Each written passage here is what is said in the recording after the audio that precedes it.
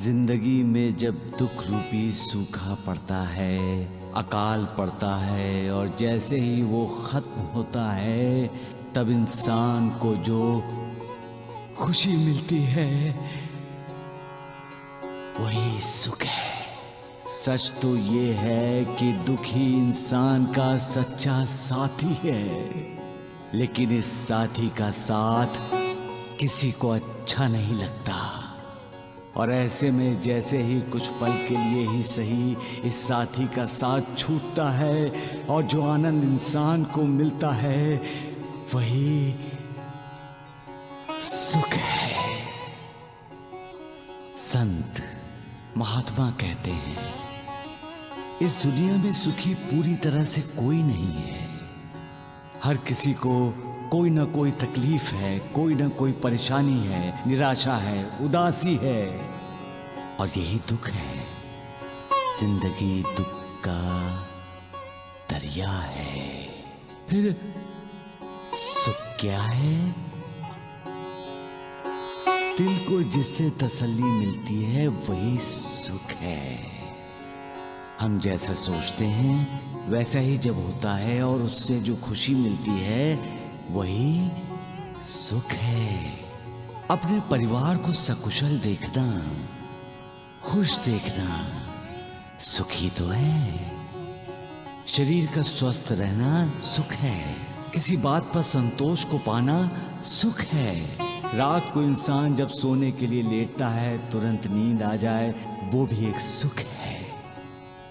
हम पर मालिक की रहम नजर है। हम परमेश्वरी कृपा के भागी हैं। इसका साक्षात्कार होना, इसका एहसास होना ये तो परमोच्च सुख है। सबका मालिक एक है।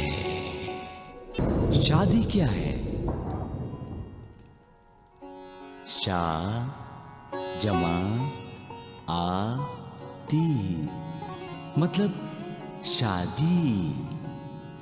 शुभ के लिए शा और शुभ काम के लिए आदि। शादी मतलब शुभारंभ, शुभ शुरुआत। शादी मतलब नया जन्म, नया जीवन। शादी मतलब नया संसार, नया वंश, नई दुनिया। शादी मतलब नया परिवार। शादी मतलब नया रिश्ता, नए नए रिश्तेदार। शादी मतलब नए संस्कार, नया सृजन, नया उन्माद। शादी मतलब मालिक की बनाई सृष्टि में मालिक के आशीर्वाद से, मालिक की दुआ से पति पत्नी का दिया हुआ योगदान। सबका मालिक एक।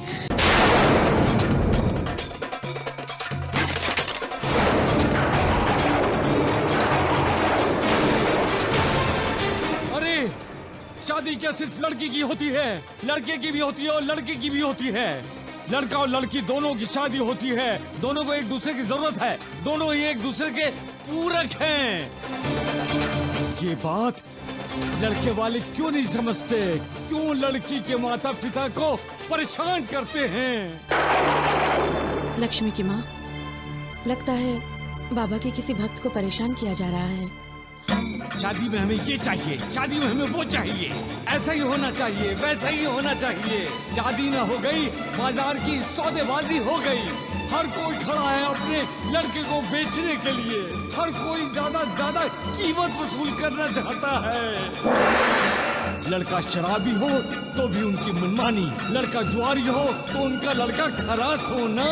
लड़की का तो कोई महत्व ही नहीं है, कोई अहमियत ही नहीं है। जाते हैं लड़की लाने लेकिन नजर उनकी होती है उस घर की लक्ष्मी की तरफ।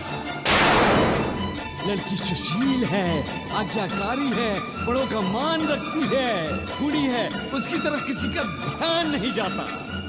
अरे लड़की की शादी करनी है तो लड़की वालों को लूटो, अरे पैसों को नहीं, लड़की को महत्व दो। उसे महत्व देना चाहिए, क्योंकि अगर वंश पड़ेगा तो उसी लड़की से। वही लड़की तुम्हारा घर संभालने वाली है, वही लड़की किसी के घर का फूल है जिसे सजना तुम्हारे घर में है। जरा उस लड़की के दिल में झांक कर देखो, क्या बीत रहा होगा।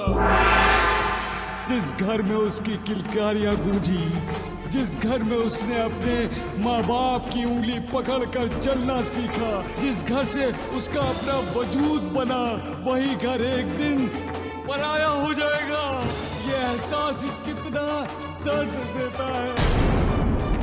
अपने ही घर में परायपन का एहसास, ऊपर से जिस घर में वो जाने वाली है उस घर में लड़की नहीं, लड़की के बदन पर भरा हुआ सोना चाहिए। इतने तोले सोना, इतना तोला चांदी। शांत हो जाइए साईनाथ, शांत हो जाइए। अरे कैसे शांत हो जाऊं महासभापति, कैसे शांत हो जाऊं, ये जानते हुए भी कि लोग कितने अंधे हो गए हैं। जहां संस्कार देखना चाहिए वहां पैसा देखते हैं, वो पैसा जो किसी के पास ठहरता नहीं महासभापति, चंचल है, आज है तो कल नहीं है। संस्कार वो है जो जीवन के अंत तक साथ रहता है। अरे खूबसूरती देखनी है तो इंसान के अंदर को देखो, जिसमें सुगंध हो। वो बाहरी खूबसूरती ही किस काम की जिसमें कोई खुशबू ही नहीं। शादी केवल लड़का और लड़की के बीच ही नहीं होती, दो घरों के बीच, दो खानदानों के बीच में होती है।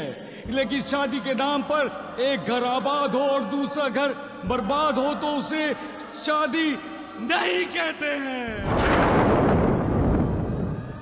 अगर है तो शादी की ये बुनियाद खोखली है, खोखली बुनियाद पर सुनहरे भविष्य का महल नहीं खड़ा किया जा सकता। हे मालिक, इस बात को लोग कब समझेंगे?